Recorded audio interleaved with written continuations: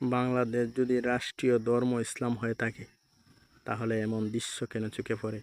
ফুটন্ত গোলাপগুলো দর্শন করে তাদেরকে মেরে ফেলা হয়, নিষ্পাপ শিশুগুলো অপবিত্র করে মৃত্যুর দুয়ারে ঠেলে দেওয়া হয়। একটারও বিচার হয়নি কেন? স্বাধীন বাংলায় কেন তাদের বিচার হয় না? তাদের কেন বিচার হবে না?